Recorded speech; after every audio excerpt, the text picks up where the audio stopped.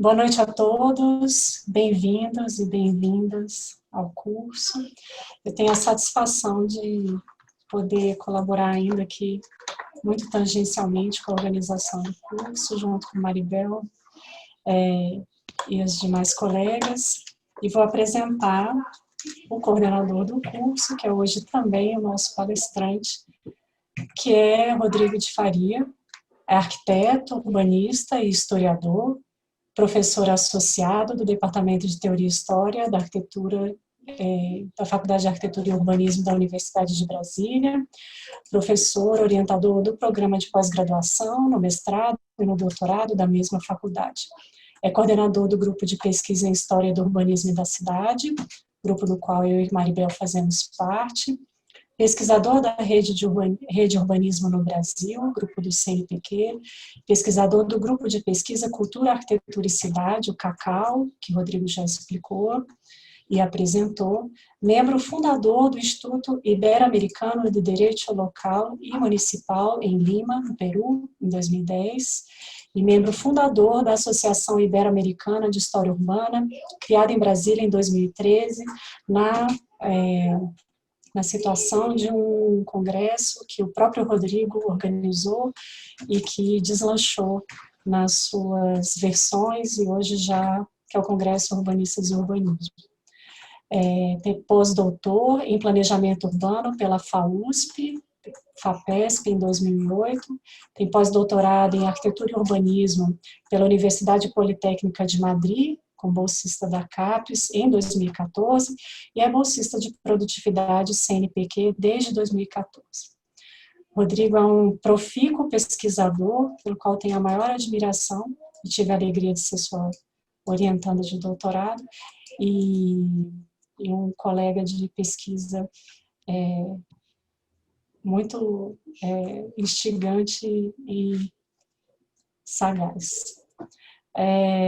E vai fazer a apresentação da palestra com o título Saberes sobre a Cidade Latino-Americana, entre o Pan-Americanismo e o Latino-Americanismo. Prazer, Rodrigo. Obrigada pela oportunidade de te apresentar. Imagina, obrigado a você. Eu vou só compartilhar aqui a minha apresentação para podermos aqui.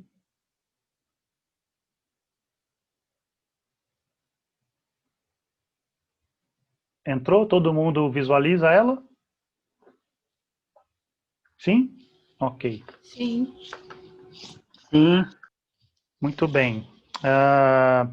Bom, essa conferência que tem esse título que a Carolina leu, ele é parte de uma pesquisa que precisou ser interrompida nesse cenário da pandemia, na verdade de uma dupla pesquisa, que é uma só, no fundo, em certa medida, que é a pesquisa de produtividade vigente no CNPq, que está toda ela direcionada para estudar a Organização Interamericana de Cooperação Intermunicipal, a OIC, que foi criada em Havana, Cuba, na década de 30 do século passado. E, ao mesmo tempo, é um trabalho inicial que precisou ser interrompido, como eu disse, por causa da pandemia, de pós-doutorado que eu estaria desenvolvendo na Universidade de Buenos Aires, junto ao grupo de pesquisa, que é uma maestria em estudos urbanos e habitação na América Latina, sobre a coordenação e supervisão da professora Rosa Boi. A pesquisa foi iniciada, ela tem sequência, ela continua, até porque tem o trabalho vinculado ao CNPq, e é um trabalho que, na verdade, tem para esse curso de extensão, ele tem 2 momentos, tanto que eu farei uma segunda conferência, que é a penúltima, de uma certa forma, fechando um pouco esse trabalho inicial que tem nessa conferência, no texto que foi produzido, né, que é a base dessa conferência, a primeira parte, e o texto que está acabando de ser finalizado, que é o texto da próxima conferência, especificamente dedicado ao estudo do que eu chamei, como está lá no título, de origem intelectual da Sociedade Interamericana de Planificação. Eu tenho, às vezes em que eu ministrei alguma conferência, eu tenho por prática construir um texto falado, digamos assim, até para manter um certo rigor no tempo que eu estou prevendo para fazê-la, né, para não ser tão disperso e acabar atrasando muito o próprio tempo da conferência, e para também as ideias poderem elas terem uma sequência melhor organizada, né? Então o texto tem uma série de cortes e de ajustes que eu chamo de ajustes vocálicos, né? Eu preparo o texto com expressões que eu próprio uso para poder fazer uma leitura, espero, né, que possa fluir, e porque não é um texto escrito, né? É um texto para ser lido. E, ao mesmo tempo, vai acompanhar essa apresentação a sequência dos slides que eu preparei. Eu vou só organizar aqui o relógio para me... A conferência ela está organizada basicamente nesses 4 pontos, sendo que o ponto do meio, que eu até marquei numa cor um pouco em destaque, é o corpo central dessa investigação que foi iniciada no primeiro semestre desse ano. As outras partes do texto são exatamente um exercício de indagação, de compreensão e de indagação sobre o lugar dos saberes, e aí especificamente eu estou falando do campo do urbanismo e do campo do planejamento urbano e regional, que é a minha área de trabalho, então não tem aqui uma discussão específica sobre a atuação no campo particular da arquitetura, da produção, né, edificada, portanto um debate eminentemente urbanístico, a partir do saber profissional, portanto, que adentra as diversas instituições que foram criadas na América Latina durante o século XX para discutir os chamados problemas urbanos latino-americanos, né, com foco especial nas questões habitacionais. Esse é um tema eixo importante de praticamente todas essas instituições. Então, o texto se organiza nessas 4 partes, e o grosso dela é a segunda, que é uma parte também, ao mesmo tempo, um pouco mais teórica, porque é onde eu vou fazer um exercício de diálogo com outros autores e algumas fontes documentais específicas para a discussão dessa temática pan-americanismo, latino-americanismo. Então, eu começo a partir de agora. Sin Pan e Sin Trabajo é uma obra do argentino Ernesto de la Cárcova, datada de 1894. Então, falamos aí do final do século XIX. Uma obra que foi iniciada, e aí, segundo as informações do Museu Nacional de Belas Artes da Argentina, iniciada entre Turim e Roma, num período que ele esteve por lá, mas desenvolvida, né, e finalizada pelo próprio artista já em Buenos Aires. E pelo título, né, Sem Pão e Sem Trabalho, fica evidente como que ela traz, na sua concepção, 2 críticas importantes, né, no campo da política e no campo social. Uma crítica muito expressiva, né, do ponto de vista da representação do quadro. Numa leitura objetiva, né, da tela, é uma mulher com uma criança no colo e um homem numa aparente situação de fúria que olha fixamente para o exterior. Entre ambos, uma mesa sem alimentos ou qualquer tipo de utensílio, meramente ali uma ferramenta que aparenta ser um machado, qualquer coisa assim. Um quadro que traz, portanto, um claro posicionamento do artista sobre as condições precárias de vida da classe trabalhadora portenha no final do século XIX. Na mesma informação que consta lá da virtual do Museu Nacional de Belas Artes, o homem da figura do quadro estaria olhando pela janela, visualizando uma situação de greve de trabalhadores que estariam se deslocando para a fábrica que estaria pintada na tela ao fundo, né, representada pela abertura do quadro.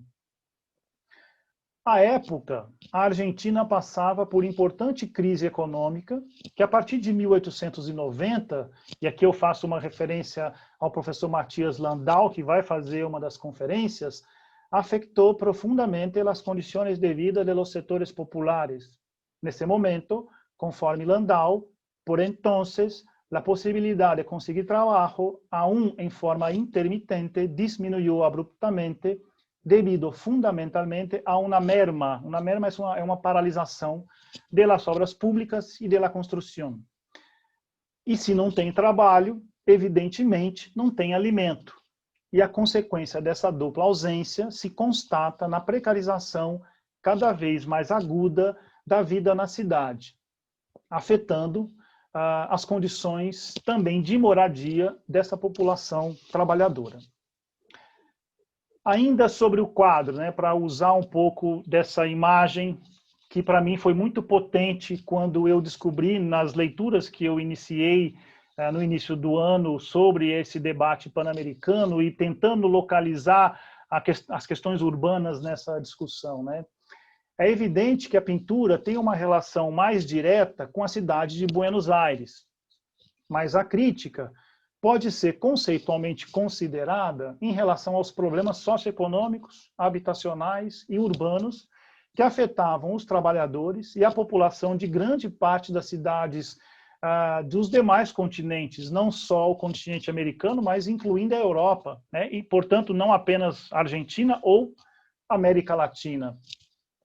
E um exercício interessante, né, para podermos compreender essa situação, é no relato que tem no livro, no importante livro do Paulo Sica, é uma série grande de estudos sobre a história do urbanismo, e aí ele vai trazer esse relato sobre Nova York, dos problemas, né, habitacionais, de mortalidade, as condições de infraestrutura que também existiam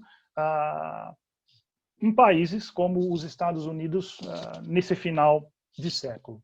A Europa, todo mundo provavelmente já nas suas disciplinas, na graduação ou pós-graduação, já estudou a situação urbana, sanitária das cidades europeias, o problema da precarização dos cortiços, especialmente a partir de um documento tão relevante que é o texto do Engels sobre a situação da classe trabalhadora na Inglaterra, né, que um pouco reforça essa interpretação. No Brasil, por exemplo, ainda para ficar um pouco nessa discussão, pode-se fazer referência aos problemas relacionados com os cortiços. E aqui um muito famoso foi o Cabeça de Porco, no Rio de Janeiro, demolido em 1893, ou, um outro exemplo, a situação sanitária decorrente de uma condição provocada pela epidemia de febre amarela, em 93, na cidade de São Paulo, e que vai criar uma condição bastante problemática do ponto de vista não só da medicina e da higiene, mas também habitacional, das condições de vida, especialmente no bairro de Santa Efigênia, ao ponto de se criar ali uma comissão para fazer um trabalho de mapeamento daquela situação específica para a cidade de São Paulo. Tem autores e livros que já se dedicaram a essa questão específica do bairro de Santa Efigênia. No caso do Cabeça de Porco, ele é um evento dramático, porque a decisão pela demolição pelo prefeito, ela é tomada com... aí tem um relato de um livro importante do professor Sidney Chalub, que agora A Cidade Febril é o nome do livro, e ali ele tem um capítulo inicial onde ele exatamente relata, né, os momentos que marcaram esse processo de demolição com pessoas ali dentro. É um dos cortiços, talvez o maior cortiço do Rio de Janeiro, e aí a partir dessa demolição, um processo cada vez maior e originário nesse contexto de ocupação das áreas que serão as favelas, né? A população vai se deslocando para os morros, no caso do Rio de Janeiro. Esses problemas afetavam sobremaneira as populações pobres e marginalizadas, invariavelmente assentadas em áreas com infraestrutura urbana precária, quando não totalmente ausente nas áreas marginalizadas e degradadas das cidades. Nesse sentido, podemos aqui pensar conceitualmente que, de um lado, existe ainda, uma cidade, e aqui eu vou usar uma trilogia, tem uma expressão forte, né? Uma cidade bela, higiênica e moderna, e ao mesmo tempo existia, ou existe, né, uma outra cidade cindida dessa que se faz construir como bela, que é o seu oposto, que é o outro lado da urbanização do século XIX, seja na cidade de Buenos Aires ou em outra cidade qualquer. Portanto, sem pão e sem trabalho, ou sem pão e sem trabalho, mas também sem habitação e, principalmente, sem cidade. Tudo isso entendido como signo da ausência ou da existência precária e da exclusão socioespacial explicitamente marcada pela concentração, acumulação fundiária. Acumulação, especulação, produtora que é de cidades antagônicas numa mesma cidade, que são duas ao mesmo tempo, ou várias e distintas cidades numa única cidade. Buenos Aires não é uma exceção na América Latina ou em todo o continente, mas como outras cidades em expansão urbana entre o final do século XIX e início do século XX, explicitava cisões decorrentes da urbanização capitalista, especialmente em relação ao acesso e à qualidade dos serviços e de infraestrutura e habitação. E aqui eu faço uma aproximação a um texto, ou uma parte, óbvio, de um texto do professor Fernando Lara, que é um artigo que ele publica na edição número 1 da revista América, da Escola da Cidade, um pouco que chama a atenção para pensarmos historicamente, né, o contexto em que essa condição da exclusão demarca, caracteriza ou representa, né, a situação na América Latina. Ele diz o seguinte: para as grandes áreas metropolitanas, explodindo com o crescimento populacional, a regra era uma urbanização de exclusão, que concentrava riqueza e poder nas mãos de poucos, de Nova York a Buenos Aires, de São Francisco a Lima, ou seja, é uma situação continental. Embora seja geralmente assumido que a informalidade e a marginalização são fenômenos do século XX, ambas são onipresentes desde a fundação das cidades latino-americanas no século XVI.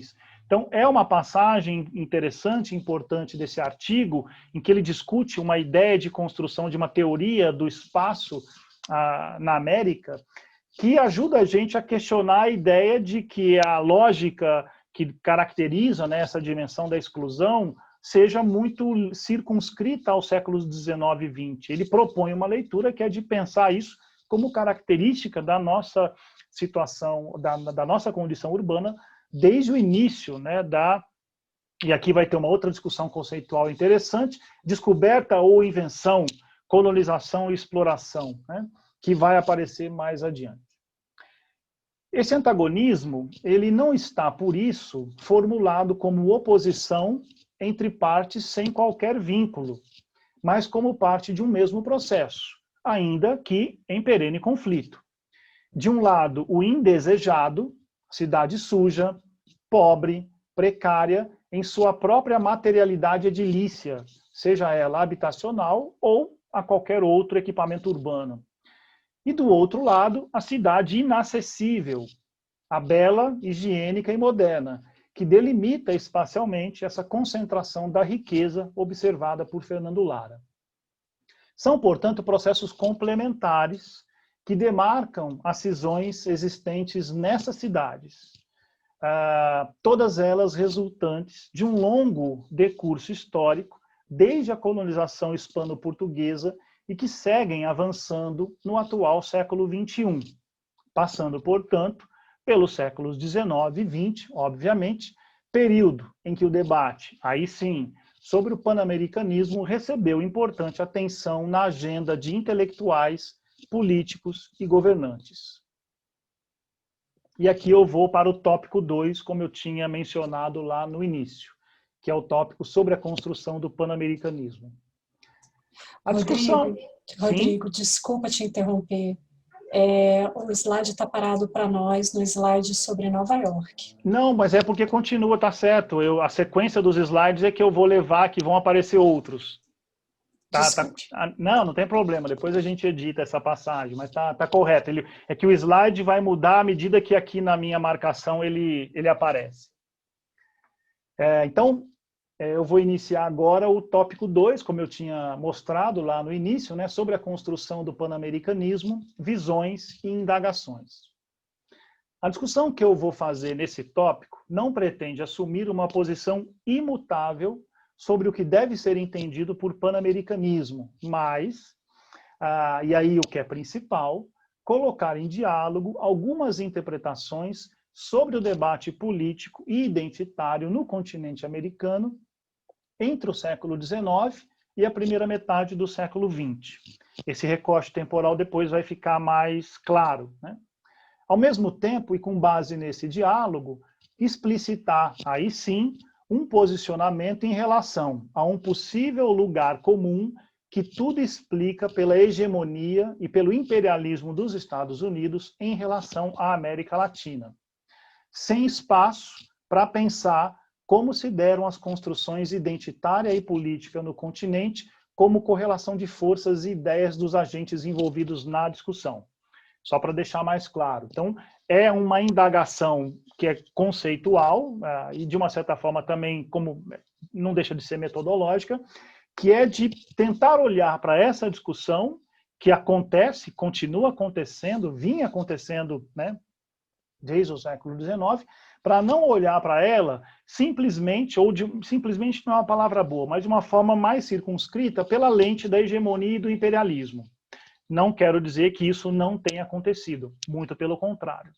Mas exatamente o exercício é de tentar encontrar como é que se deu ou como é que se processou essa construção pan-americana a partir, e aí sim, o pressuposto conceitual como contraponto à visão sobre de uma base exclusivamente ideológica a partir do imperialismo, que é como correlação de forças, de ideias e de agentes que estavam envolvidos nessa discussão. Para tanto, é importante considerar, ainda que apenas para efeito geral, um arco espaço-temporal de longa duração que propicia uma análise crítica sobre o papel que a América Latina teve na construção da modernidade ocidental desde 1492, a partir de duas perspectivas convergentes conceitualmente. Mas antes de entrar nessas duas perspectivas, e aqui essas duas telas são importantes, e eu também, de novo, faço uma referência ao mesmo artigo do Fernando Lara, né, que traz uma problematização exatamente sobre essa dimensão da discussão sobre o descobrimento, sobre a invenção, sobre a própria construção da modernidade, da modernização ocidental a partir dessa data, e ele vai fazer referência, nesse caso, a alguns autores, como não vou ter como mostrar, mas Edmundo Orgman, a partir do texto A Invenção da América, um texto da metade do século XX, que faz, entre outros autores, que apresentam essa problematização sobre o que de fato vai estruturar esse processo. É claro que numa perspectiva ibérica, né, especialmente da Espanha, tem duas situações marcantes aí, interessantes nesse processo todo, que está representada no quadro à esquerda, que é a entrevista que o Colón, ou Colombo para nós portugueses, né, ou brasileiros, faz com os reis católicos. Aí tem uma discussão lá na Espanha, essa entrevista aconteceu em Alcalá de Henares, essa entrevista aconteceu, se eu não me engano, em Córdoba, mas é uma discussão menos importante para nós. O fato é que isso demarca aí um momento importante desse processo de construção que está, né, colocado no texto, que eu também vou abordar aqui na sequência, um momento que marca o passo, né, que vai ser dado pelo Colón, que vai ser, entre aspas, digamos, na perspectiva dele, né, demarcada pelo momento em que ele, no dia 12 de outubro de 1492, chega a isso que está posto, né, como discussão teórica, descobrimento, invenção, né, como é que isso se organiza. E aí uma referência outra importante de um dos mais importantes historiadores urbanos de toda a América Latina, o Jorge Hardoi, ele traz esse desenho num livro Cartografia Urbana Colonial da América Latina e do Caribe, como supostamente um croquis, um desenho que o próprio Colón teria feito, né, próximo a desembarcar. Ele próprio coloca como indagação, demarca supostamente o período, mas o fato é que esse momento é importante e que vai ter uma reverberação que merece ser debatida em relação à própria organização cartesiana, né, racional da cidade hispano-americana, né? E aí, de novo, Fernando Lara, ele faz uma leitura, na verdade ele faz um recorte, eu vou pular mais um slide, a partir da atuação do rei Felipe II, da legislação que ele aprova para exatamente orientar o processo de organização disso que deve ser a cidade hispano-americana, mas é de 1570. Eu já li em alguns trabalhos, se eu não estou agora, se não me foge a memória, o próprio Jorge Hardoi e o Ramon Gutierrez fazem uma referência a um evento anterior a tudo isso, que é o acampamento, esse que está à esquerda, que foi organizado pelos reis católicos, a rainha Isabel e o rei Fernando, como último passo decisivo de expulsão dos árabes, da população que até então havia dominado, né, toda a Espanha, com a retomada, com a tomada por parte dos reis católicos de Granada, né? Um evento que é importante porque para a Espanha, para alguns historiadores, de um modo geral, demarca a própria, digamos assim, talvez, não sei se historiograficamente para os espanhóis seria tão correto, mas a reconstrução, ou a própria construção do que a gente entende hoje, né, como a Espanha. E os reis católicos decidem organizar esse acampamento, que se olharmos para ele, fica muito claro, primeiro, uma lógica de organização marcadamente racional, que tem uma referência direta à organização do Arcus Decumanus romano, né, marcando os dois eixos centrais, com uma praça central. E o que é bonito, se a gente olhar, se vocês olharem no Google Maps, vai ser possível visualizar com muita precisão essa ocupação. Hoje, Granada é uma cidade bem maior, mas na época a relação era especificamente com Alhambra, né? Então tinha ali um distanciamento importante, mas dá para visualizar os vestígios, né? As 4 portas estão lá muito bem delimitadas. Então foi um ato geopolítico de demarcação territorial de posse muito importante para a perspectiva espanhola. Então, alguns autores fazem uma referência em relação a essa racionalização contida nesse projeto, nessa ocupação, como aquilo que, no fundo, vai acontecer, de fato, vai se consolidar aqui na América, e não lá na Espanha. Como observou o Fernando Lara, Sevilha não é assim, Córdoba não é assim, Madrid não é assim, ainda que nesse momento Madrid praticamente as cidades mais importantes eram Segóvia, Toledo e aí as cidades, né, da Andalucia. E o Fernando Lara vai chamar uma atenção, vai fazer uma referência oportuna, ele vai dizer, bom, mas nesse mesmo artigo, né, dizer que é o Felipe II, em 1570, 72, 73, com essas ordenanças de poblação que vai definir, né, a ocupação em grande parte, dizer que eles instauraram, a priori, essa concepção, é desconsiderar a existência, aí tem todo um debate, né, sobre as civilizações pré-colombianas, de Tenochtitlan, como uma referência bastante precisa, né, de uma concepção de organização que já tem uma marca importante né, de organização territorial, que não pode ser desconsiderado nessa interpretação, né? E aí, como um exemplo de como essa imposição legal, administrativa e jurídica acaba, de fato, tendo um papel importante.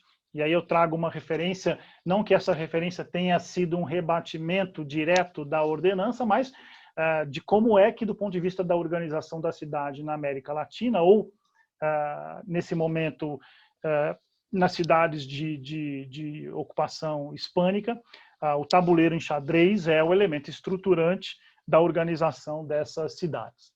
Bom, mas aí eu volto, né, para a sequência.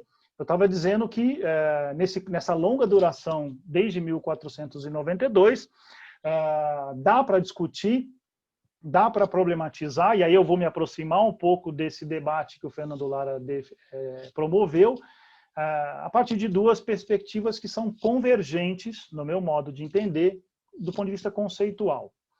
Uma primeira, elaborada por Walter Mignolo,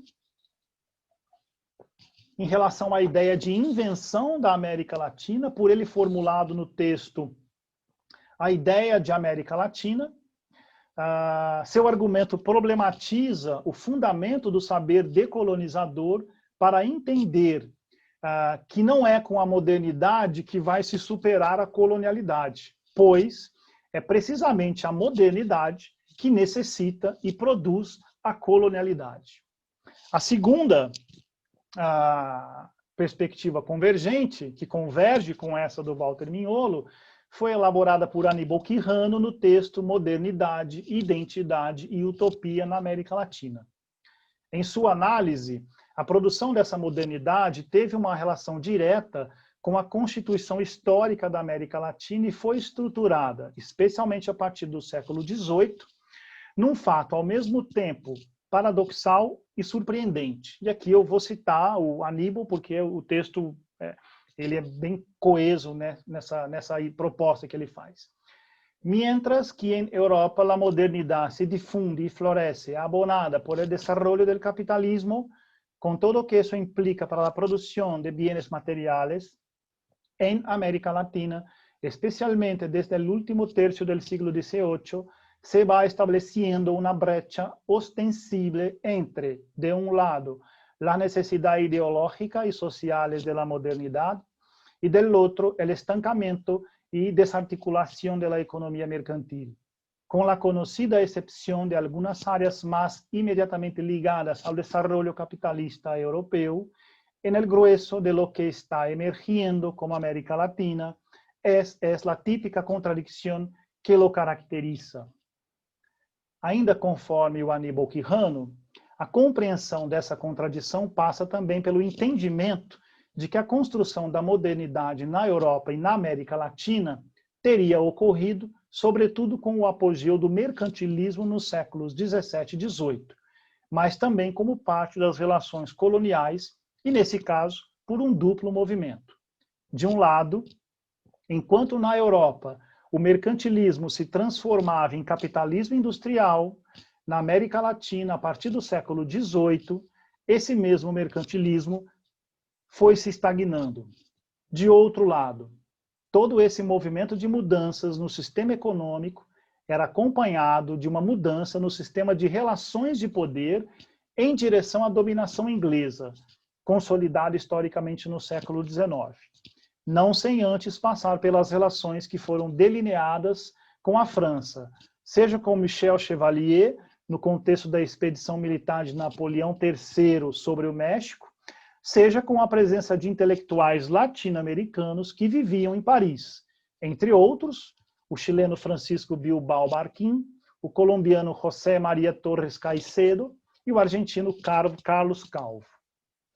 A próxima transição nesse sistema de relações de poder se daria com a mudança da dominação inglesa em direção aos Estados Unidos, entre o século XIX e início do século XX. Assentada, em termos gerais, no final da Segunda Guerra Mundial, essa transição marcaria o início de uma hegemonia imperialista dos Estados Unidos em relação ao mundo e, particularmente, sobre a América Latina. Então, eu não estou negando, né, como pode ter parecido lá atrás, que o imperialismo existiu. Eu estou, na verdade, tentando problematizar ele de uma outra forma. Não é irrelevante lembrar que o próprio pan-americanismo passou por um processo importante de construção de sua institucionalidade nesse mesmo momento, ou seja, na transição, na terceira, digamos assim, que é da Inglaterra para os Estados Unidos, né, naquela lógica das relações de poder. A primeira institucionalidade ela se dá em 1910, como resolução da 4ª Conferência Pan-Americana, que acontece em Buenos Aires, e é a criação formal, oficial da União Pan-Americana, e depois a criação da Organização dos Estados Americanos em 1948. Para Aníbal Quijano, foi esse processo de transição do sistema de poder da Inglaterra para os Estados Unidos, foi nesse processo, que a modernidade deixaria de ser produzida e coproduzida desde o solo cultural latino-americano.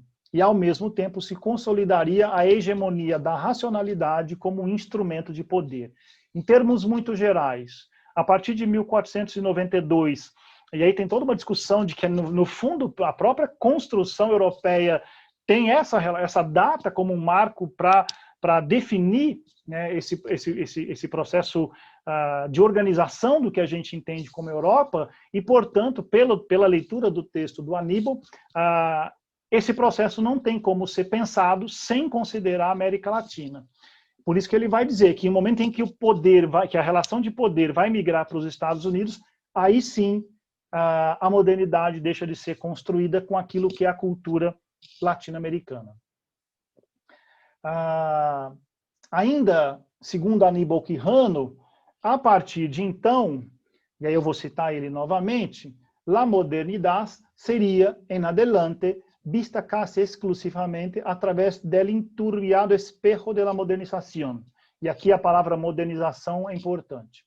Esto es, la transformación del mundo, de la sociedad, según la necesidad de la dominación.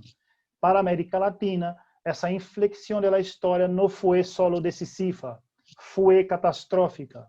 La victoria de la instrumentalización de la razón en servicio de la dominación fue también una profunda derrota de América Latina, pues, por su propia situación colonial, la producción de la racionalidad moderna estuvo aquí asociada, sobre todo, a las promesas liberadoras de la modernidad. América Latina no volvería a encontrar la modernidad sino bajo la cubierta de la modernización.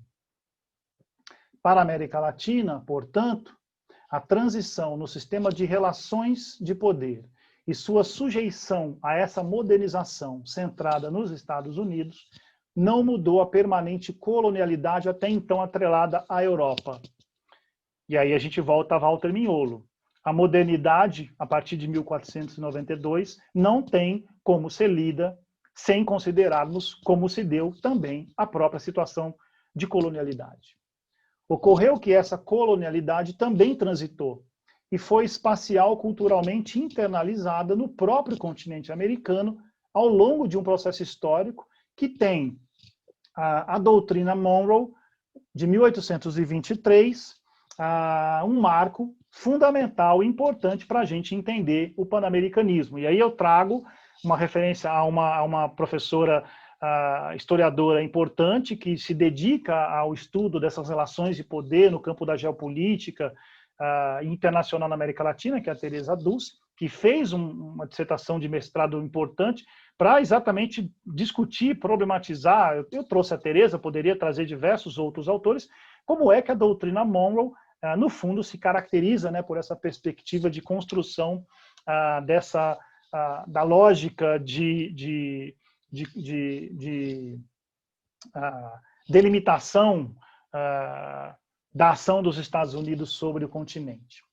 Até se consolidar, e aí eu sigo, não sem um contínuo e potente confronto de ideias políticas e culturais no panamericanismo, cuja origem, e aí eu estou falando do panamericanismo, a literatura historiográfica e política invariavelmente associa à realização da primeira conferência pan-americana, realizada em Washington entre 1889 e abril de 1890.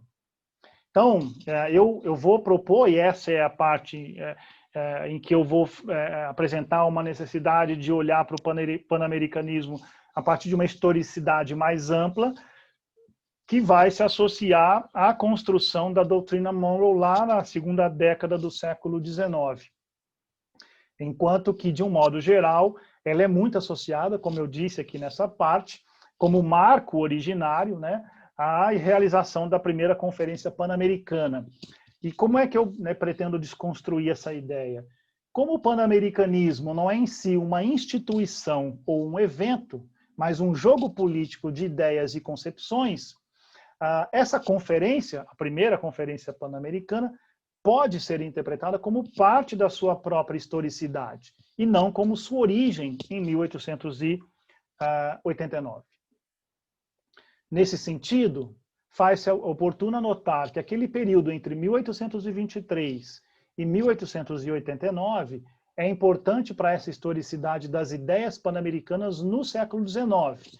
Portanto, como parte do mesmo arco temporal em que teria se dado aquela inflexão da modernidade em modernização, observada por Aníbal Quijano, e que seguiria definindo as relações de poder também no século XX. Dessa forma, do longo período histórico, desde o final do século XV, é possível vislumbrar um conjunto de 3 grandes ciclos ou temporalidades estruturantes dessa contínua relação de colonialidade sobre a América Latina. O primeiro desses ciclos está em relação às coroas ibéricas, Espanha e Portugal, e se dá, em termos gerais, exatamente entre 1492, aí por isso a importância, né, do evento Colón, até o século XVIII, de um modo geral. O segundo ciclo, já durante o século XIX, em relação à França e, sobretudo, Inglaterra, e isso ao mesmo tempo em que se consolidavam os processos de independência e organização das repúblicas autônomas aqui na América Latina. O terceiro ciclo é o que tem relação direta com os Estados Unidos, consolidada na organização, aí sim, como um evento importante, da primeira Conferência Pan-Americana de 89 e 90, do século XIX, mas que deve ser interpretada como resultante daquele processo mais longo iniciado em 1823. Portanto, esse terceiro ciclo está articulado e sobreposto ao segundo, desde a formulação da doutrina Monroe, passando pela consolidação das ideias político-identitárias do pan-americanismo no final do XIX, e que culminaria na formulação do interamericanismo com a criação da Organização dos Estados Americanos em abril de 1948. E aqui eu vou fazer uma outra referência a um outro autor muito interessante, né, que conseguiu capturar esse processo em que se coloca em debate as ideias pan-americanas e depois interamericanas no século XX, que foi o Arturo Ardal. Então, 2 textos importantes que eu trabalho dele. Ele vai dizer: el viejo americanismo de cunho hispanoamericano, después de 1890, quedó definitivamente desdoblado en panamericanismo y latinoamericanismo. Cada uno de esos movimientos siguió desde entonces su propia, aunque no independiente, evolución. Pasaron los dos por diversas etapas interpretadas de manera muy dispares, según el momento. En términos generales, se podría señalar el año de 1948 como mojón histórico para ambos, el más importante desde el punto de vista institucional después de 1890, aunque por razones distintas en uno y otro caso. En 1948, el panamericanismo experimenta su mayor transformación con su conversión terminológica en interamericanismo y la creación de la OEA. En ese mismo año, el latinoamericanismo es acogido por primera vez en la denominación oficial de un organismo internacional al constituirse en el seno de las Naciones Unidas la Comisión Económica para América Latina, que é a CEPAL. Por outro lado, Isso que o Arthur Wardau observou em relação à transformação experimentada pelo panamericanismo entre final do século XIX e primeira metade do XX é um processo mais complexo, pregresso, e que pode ser analisado se as análises não se circunscreverem ao formalismo simbólico de uma suposta fundação do panamericanismo. Então, aqui eu estou reafirmando uma ideia já mencionada. Por isso, mais interessante que tentar localizar ou identificar o momento fundador do termo panamericanismo em si, é ampliar um pouco a lente de análise sobre o próprio panamericanismo, construindo um diálogo com interpretações que fizeram uma leitura do processo de construção do panamericanismo e de suas possíveis relações com o latino-americanismo.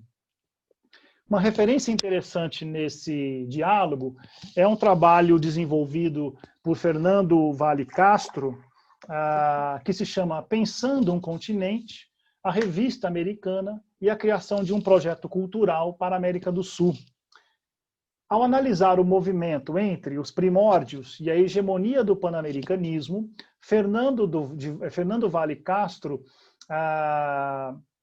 vai fazer um debate a partir de um terceiro autor, que é um russo chamado Anatoly Glinkin, num livro El Latinoamericanismo contra el Panamericanismo, desde Simón Bolívar hasta nuestros días. Que na verdade é um capítulo, né, de um livro, para indicar a existência de duas perspectivas do uso do termo panamericanismo. A primeira delas seria a perspectiva latino-americana, portanto, algo como um panamericanismo latino, vinculado aos processos de independência. Enquanto que uma segunda seria uma perspectiva norte-americana, e daí, portanto, uma ideia de panamericanismo monroísta. Na leitura que Fernando Castro fez em diálogo com Glinkin, ambos os panamericanismos estariam temporalmente vinculados à década de 1820. O latino com o Congresso do Panamá, de 1826, e aqui entra um outro campo de discussão, e aí entra a figura de Simão Bolívar, não vem ao caso, e o monroísta, com a declaração do presidente James Monroe ao Congresso norte-americano em dezembro de 1823. Então, só para ficar mais claro, aquilo que eles estão chamando de panamericanismo latino está atrelado ao Congresso do Panamá, que é o congresso que abre uma sequência de 4 ou 5 congressos e que tem na figura do Simão Bolívar um elemento importante, e o panamericanismo monroísta a partir, né, da declaração do presidente James Monroe ao Congresso. O panamericanismo latino, fortemente calcado nas ideias de Simão Bolívar, se apresentaria como universalista, enquanto que o panamericanismo monroísta, centrado nos pressupostos do que seria a doutrina Monroe, tinha como premissa, ou uma premissa ou duas premissas, isolacionista e unilateral. Esse mesmo argumento de identificação, delimitação de ambos os panamericanismos contém uma ideia do que foi denominado de fracasso da construção do sonho bolivariano, com o arrefecimento do panamericanismo latino. Com esse processo, abria-se assim espaço para o norte-americano, né? É uma referência de novo ao Fernando Castro. Esse mesmo argumento, ou esse argumento tem, nesse sentido, um duplo significado, que é ao mesmo tempo relacionado e oposto. Sendo a relação o que necessariamente articula a existência dessas duas construções político-culturais ao longo do tempo, e aqui eu estou falando do século XIX, ou a partir dele, e do espaço, né? América Latina e continente americano. Essa é a relação. Já a oposição é o significado que coloca a ambos os panamericanismos no campo da dialética. Por isso, divergentes na concepção, um universal, o outro unilateral, que caracteriza a tese de cada um deles. Um é latino, o outro é norte-americano, em relação ao que seria, nesse mesmo processo, a antítese representada pelo outro. E aí eu inverto, o norte-americano em relação ao latino. Dito isso, faltaria compreender como que se daria uma ideia de síntese. E para formular uma compreensão de síntese, eu acho que é importante formular uma pergunta. A síntese seria a hegemonia do panamericanismo norte-americano sobre o panamericanismo latino, ou seja, dos Estados Unidos em relação à parte do continente que, a partir de meados do século XIX, passaria a construir a sua identidade latino-americana, ou seja, como América Latina. Se pensarmos essa síntese como uma resultante hegemônica do complexo processo histórico desde a década de 20 do século XIX, e a realização da Conferência de Washington, passando pela guerra contra a Espanha em 1898, e adentrando o novo século, então, e aí eu vou fazer de novo uma referência ao Fernando Castro, indubitavelmente, o panamericanismo dos primeiros anos do século XX caracterizou-se como instrumento de ação dos Estados Unidos em relação à inserção internacional da América Latina na qualidade de área periférica norte-americana. Essa hegemonia não ocorreu, entretanto, sem qualquer tipo de contraponto nos diversos países já latino-americanos, ainda que em alguns deles tivesse prevalecido o apoio ao panamericanismo, como foi o caso brasileiro, né? A partir do nosso ministro de Relações Exteriores, o Barão do Rio Branco. Então não tem nenhuma novidade no atual governo, o atual ministro das Relações Exteriores operar essa mesma articulação, ainda que sem qualquer tipo de perspectiva crítica ou um pouco mais coesa em relação ao qual é o nosso lugar nesse cenário. E o também embaixador brasileiro em Washington, Joaquim Nabuco, que cumpria, assim como o Barão do Rio Branco, o papel dos intelectuais que, de alguma forma, tinham uma referência de apoio a esse movimento pan-americano. E o primeiro, né, ou talvez uma grande marca importante dessa aproximação, ela vai acontecer na terceira Conferência Pan-Americana, que aconteceu aqui no Rio de Janeiro, em 1906, para o qual foi construído o que seria identificado como o Palácio Monroe, né? E aqui vale uma referência, o nosso colega professor na Universidade Federal de São Paulo, Fernando Etich, acabou de publicar um livro no final do ano passado, discutindo, aí tem um outro debate, mas passa por uma discussão pan-americana, ele faz um trabalho específico sobre o Palácio. E o segundo momento dessa articulação, aproximação com o continente, com o pan-americanismo norte-americano, vai se dar com a criação da revista americana no Itamaraty, dada esse seu forte acento pan-americanista, como observou Kátia Bravio. Esse apoio ao pan-americanismo não era, todavia, preponderante entre os intelectuais de outros países, e sobre ele muito se questionou e problematizou, especialmente nas primeiras décadas do século XX. E aqui é uma referência necessária, não tem como percorrer, do ponto de vista cultural, político, social, a transição, né, do 19 para o 20, sem fazer uma referência ao livro do José Henrique Rodot, Ariel, dada a referência que vai se configurar nesse livro, né, como uma leitura em contraponto ao que vai ser uma perspectiva racionalizadora caracterizada pelos Estados Unidos, e no seu oposto, que é uma perspectiva mais espiritualizada, digamos assim, naquilo que é, ou seria, ou deve vir a ser, a própria América Latina. E é uma referência importante ao ponto disso depois se transformar, de uma certa forma, num movimento que é o arielismo, né? Por isso, é muito mais interessante pensar no pan-americanismo como um campo de debates e tensionamentos de ideias, sem aquelas duas adjetivações, né? A latina e a norte-americana. Justamente para que a possibilidade de leitura seja enriquecida pelas posições, pelas oposições e pelos contrapontos. Essas críticas, porém, não foram circunscritas aos intelectuais, políticos, filósofos, enfim, nascidos na América Latina. Elas também foram formuladas literalmente do outro lado do planeta, ainda que tenham sido realizadas um pouco mais recentemente, já na década de 70 do século XX, e publicada no início dos anos 80. Os estudos que embasaram essa outra crítica, essa outra análise sobre o pan-americanismo, foram realizados por pesquisadores vinculados ao Instituto de América Latina da Academia de Ciência da União Soviética. E o conjunto dos estudos foi publicado em Moscou em 82, como eu mencionei, numa coletânea que se chama O Pan-Americanismo, Sua Evolução Histórica e Essência. E aqui tem uma leitura interessante.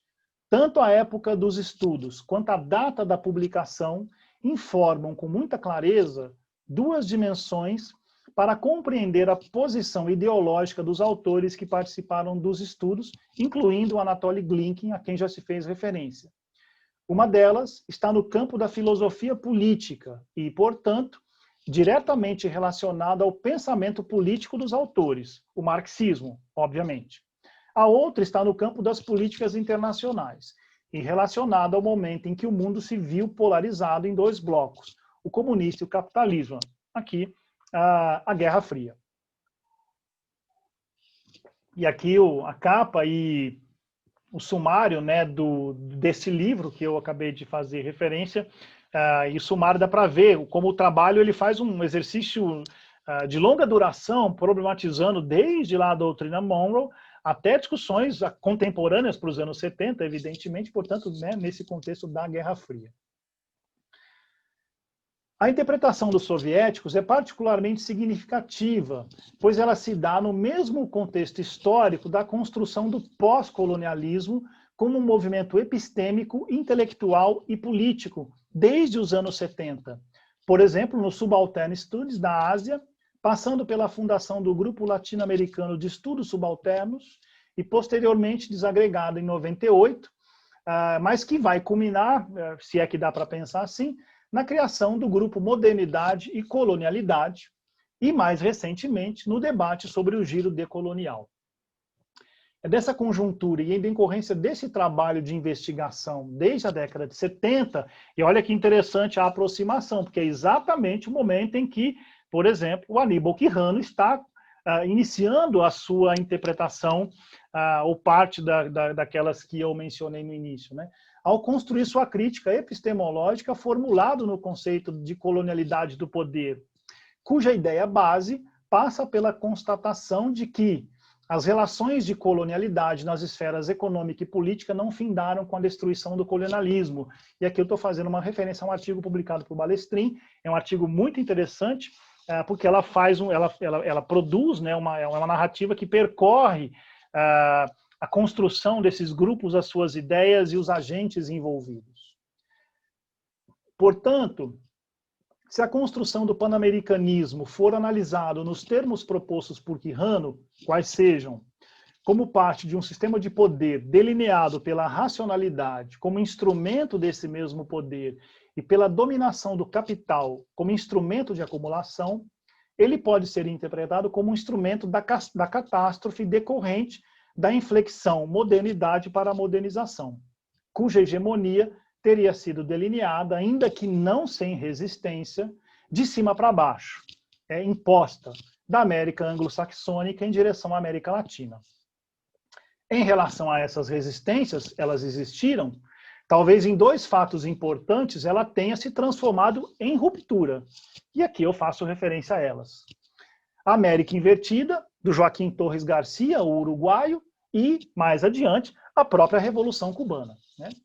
Ao que resta indagar, ainda que minimamente, de que forma outras possíveis resistências teriam ocorrido se as interpretarmos como parte de um jogo político complexo de negociações, aproximações, tensionamentos de ideias e projetos, desde a América Latina em direção à América anglo-saxônica. Portanto, dentro do mesmo processo, no caso, o próprio panamericanismo. Mais ainda, uma resistência que também se faz necessária no campo das interpretações como caminho necessário para romper a colonialidade do saber, que ainda são vigentes. E isso, independentemente se nos campos da cultura, da política, da diplomacia, da economia, ou o campo que nos interessa, de forma mais específica, que é o do urbanismo. Pois em todos eles, e a partir deles, é imprescindível tentar compreender se a resistência ocorreu, como ocorreu, como teria ocorrido e quais as ideias que fundamentaram essa resistência. E aí eu vou para as duas partes finais, que são menores. E a terceira, que é exatamente onde eu faço algumas das primeiras indagações, os saberes sobre a cidade, por dentro do pan-americanismo e do latino-americanismo. Muito já se escreveu sobre os projetos políticos identitários, com interpretações realizadas com as mais diversas fontes documentais, pressupostos metodológicos, objetos específicos de investigação, particularmente no campo da história intelectual e dos intelectuais.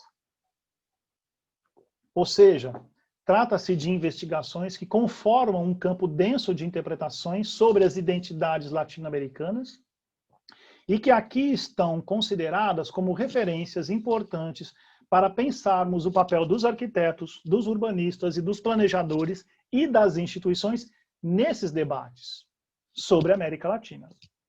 Entre as instituições criadas na primeira metade do século XIX, além da Organização Interamericana de Cooperação Intermunicipal, fundada em Havana em 1938 do século XX, como decorrência de uma resolução da Sexta Conferência Pan-Americana, que acontece também em Cuba 10 anos antes, em 28, mas também as pesquisas que venho desenvolvendo sobre o Centro Interamericano de Habitação e Planejamento, a Sociedade Interamericana de Planificação e a Divisão de Habitação e Planejamento da União Pan-Americana.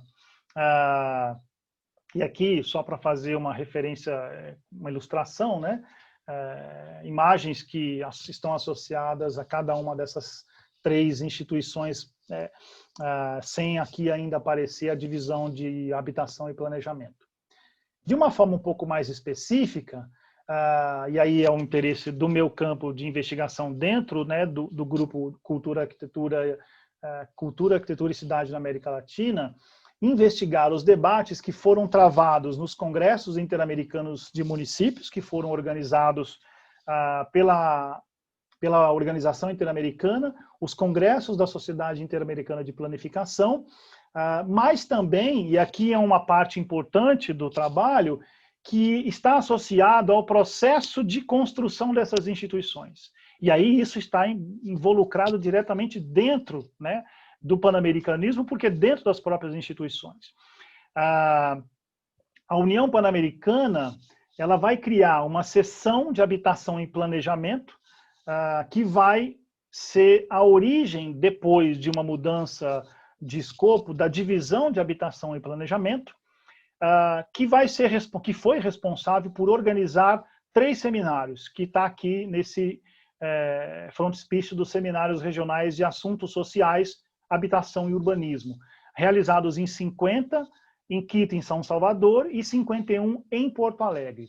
É esse seminário, e aí a partir de uma leitura recente que eu fiz da documentação, é esse seminário que vai ser reconhecido como o eixo estruturante de criação do SIMBA. O SIMBA é decorrente dos debates que surgiram desse encontro, que também vai ser o responsável, eu não sei se aí está dando para ver, né, pela imagem, se a posição da câmera aqui aparece a minha imagem, esse documento Problemas de Habitação de Interesse Social, que é uma consultoria que foi contratada pela União Pan-Americana, uma comissão ad hoc internacional formada por membros de praticamente parte de todos os países latino-americanos, incluindo os Estados Unidos, elabora um documento para discutir as condições de vida e habitação de interesse social na América Latina.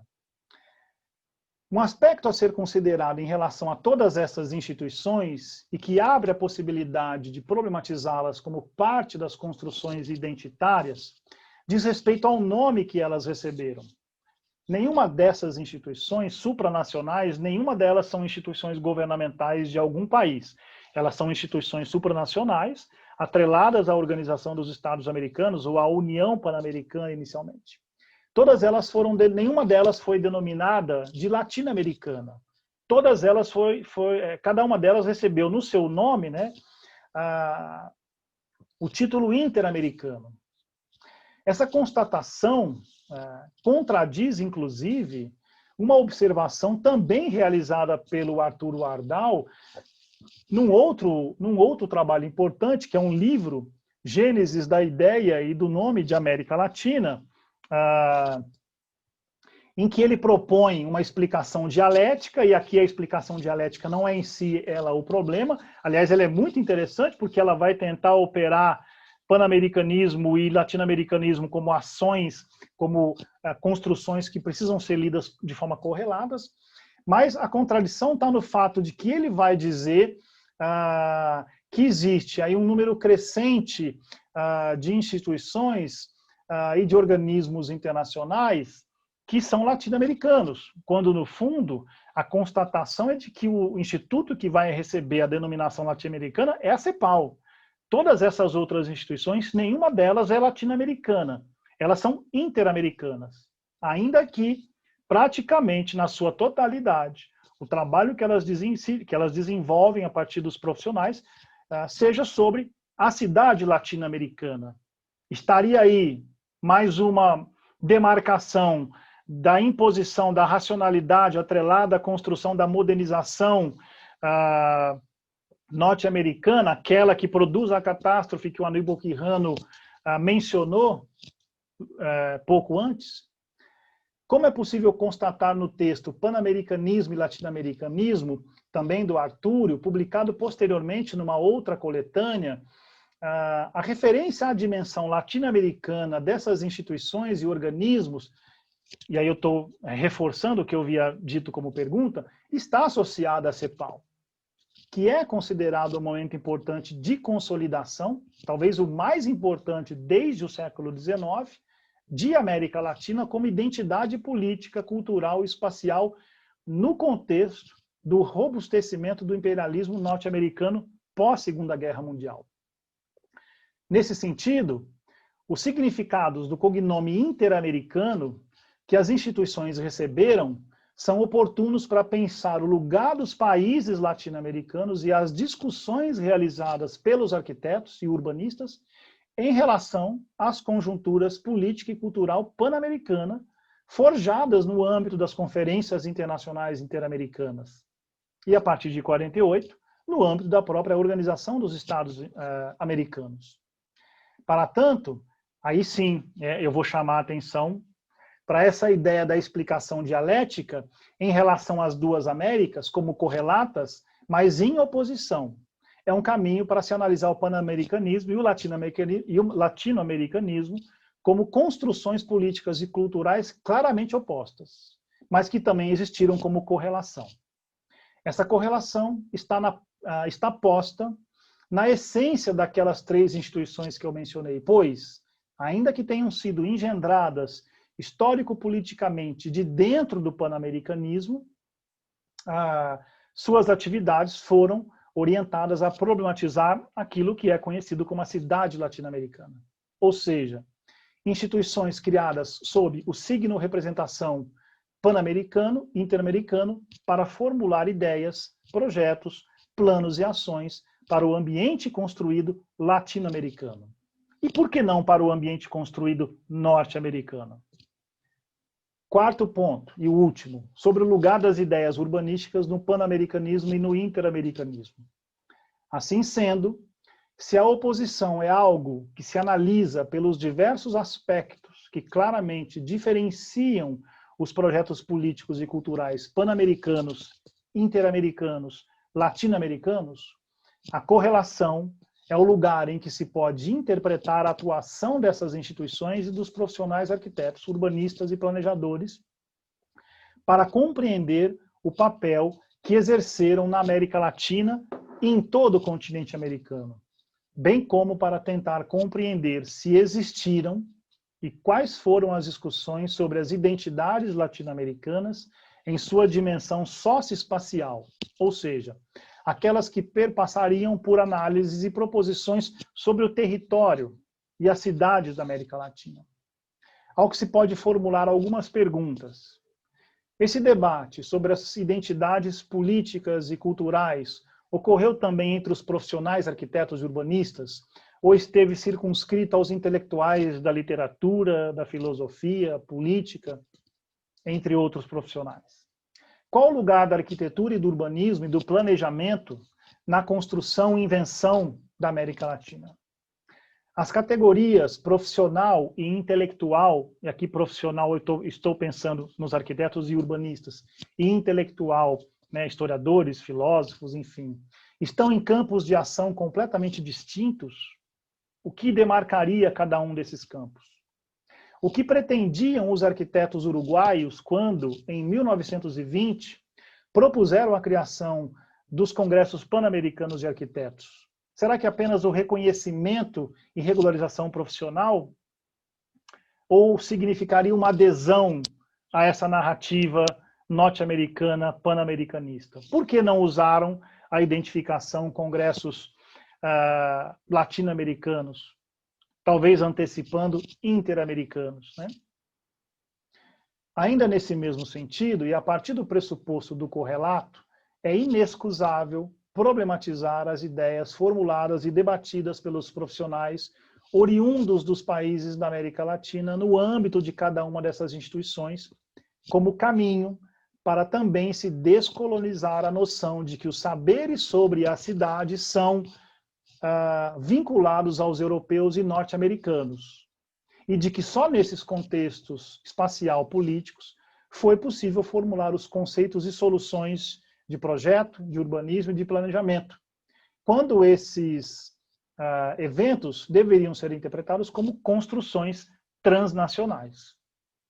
Em pleno século XXI, percorrer esse caminho é mais do que nunca improtelável para a descolonização do conhecimento em arquitetura, urbanismo e planejamento, já concebido para se buscar soluções aos problemas correntes que afetam as cidades, em especial aqui na América Latina. Para tanto, e corroborando com a observação delineada, outra, né, por Fernando Lara, de que, estou citando, precisamos urgentemente olhar para o ambiente construído das Américas com nossas próprias lentes, fecho a citação, eu agora proponho olharmos com nossas lentes as construções das ideias urbanísticas e arquitetônicas que ajudaram a engendrar esse ambiente construído latino-americano. E quais seriam essas lentes? Isso cada pesquisador, vocês que estão fazendo suas dissertações e teses, cada pesquisador deverá construir conforme as suas indagações, as suas categorias analíticas e os documentos intrínsecos ao tema ou objeto que lhes interessa. Desde que, e aqui é um pressuposto importante, desde que essas mesmas lentes não sejam, por fim, produzidas com matéria-prima importada. Uma metáfora para matéria-prima que, no fundo, é o olhar europeu norte-eurocêntrico, né?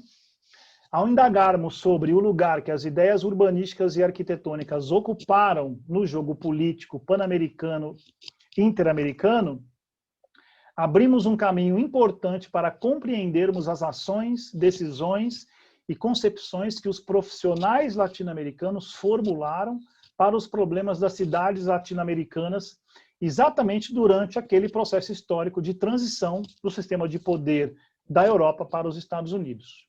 Foi exatamente nesse processo de transição entre o século XIX e o século XX que se deu, pela perspectiva formulada por Aníbal Quijano, a catástrofe da modernização que atinge também a cidade latino-americana. Sin pan e sin trabajo, e aqui eu volto ao quadro, é só uma das facetas dessa catástrofe que aflige, sobretudo, a população pobre e marginalizada, e que a cada dia, desde o século XIX, só faz crescer as periferias das cidades na América Latina, pois a catástrofe não deixa essa população somente sem pão ou sem trabalho, mas, sobretudo, sem moradia e sem cidade. E aqui eu termino.